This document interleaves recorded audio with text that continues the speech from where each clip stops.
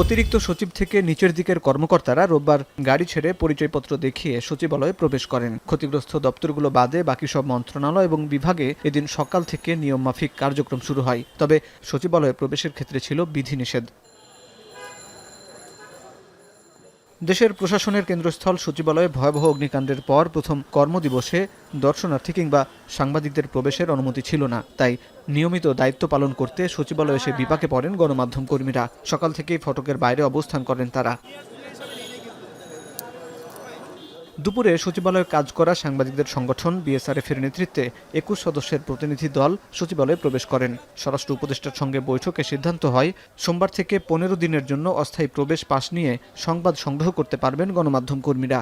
আগামীকালকে সকাল থেকেই আমাদের সচিবালয় বিটে বিএসআরএফের সদস্য যারা আছেন এবং তার পাশাপাশি সচিবালয়ে যারা রেগুলার এখানে বিটে কাজ করেন প্রত্যেকটি ভালো হাউস থেকে সবাই সেখানে প্রবেশ করতে পারবেন অস্থায়ী পাস নিয়ে।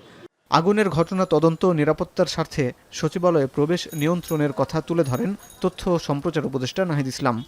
আমাদের যে তদন্ত কমিটি করা হয়েছিল সেটা আজকে শেষ দিন একটা প্রাথমিক রিপোর্ট দেওয়ার, তো আজকে পর্যন্ত আমরা কাউকেই অ্যালাউ করছি না সচিবালয়ে প্রবেশ করার জন্য।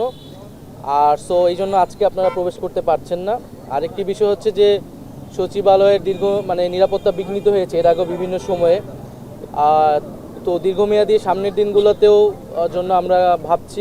এ সময় ৩,০০০-এর বেশি অ্যাক্রিডিটেশন কার্ড মূল্যায়ন করে সাংবাদিকদের আবেদনের ভিত্তিতে নতুন করে স্থায়ী পাসের ব্যবস্থা করার কথা জানান তথ্য উপদেষ্টা। আমাদের প্রায় ৩,০০০ প্লাস অ্যাক্রিডিটেশন কার্ড কিন্তু দেওয়া হয়েছে বিগত সময়গুলোতে, এবং আপনারাও এটা ভালো করে জানেন যে এই ৩,০০০ প্লাস কিন্তু সবাই সাংবাদিক নন এবং নাম সর্বস্ব বিভিন্ন পত্রিকার নাম ব্যবহার করে অ্যাক্রিডিটেশন কার্ড দিয়ে একটা এখানে সচিবালয়ে প্রবেশের ব্যবস্থা করা হয়েছে। ফলে সেটি আমাদের পুনর্মূল্যায়ন এবং পরীক্ষা নিরীক্ষার প্রয়োজন।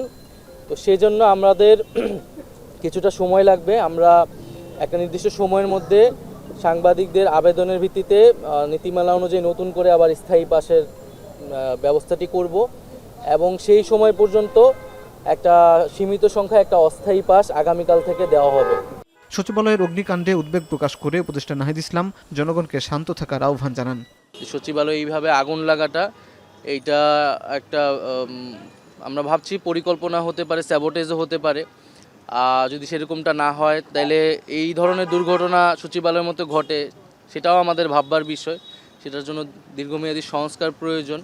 এদিকে রোববার প্রধান উপদেষ্টার প্রেস উইং সংবাদ সম্মেলনে জানিয়েছে প্রাথমিকভাবে ২০০ রিপোর্টার ও ৪০ জন ভিডিও জার্নালিস্টকে অস্থায়ী পাস দেওয়া হবে। সচিবালয়ে কর্মরত যে বিট আছে সেই বিটে যে সাংবাদিকরা কাজ করেন তার প্রায় ১৬০ জনের মতো সদস্য আছে। তাদের পাশাপাশি বিভিন্ন টেলিভিশন চ্যানেলের ৪০ জন ক্যামেরাম্যানকে অস্থায়ী ভিত্তিতে পাস দেওয়া হবে। ডিএমপির একটা সেল গঠন করা হয়েছে, যেই সেলটাতে সাধারণ নাগরিকরাও যাদের বিভিন্ন কারণে সচিবালয়ে যাওয়ার প্রয়োজন হবে তাহলে তারা যেমন পাস সংগ্রহ করতে পারবে, সেখান থেকে সাংবাদিকরাও তাদের প্রয়োজন মাফিক অস্থায়ী পাস সচিবালয়ে যাওয়ার জন্য সংগ্রহ করতে পারবে।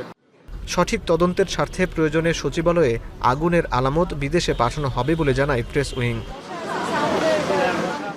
হাসিব বিল্লাহ, এখন, ঢাকা।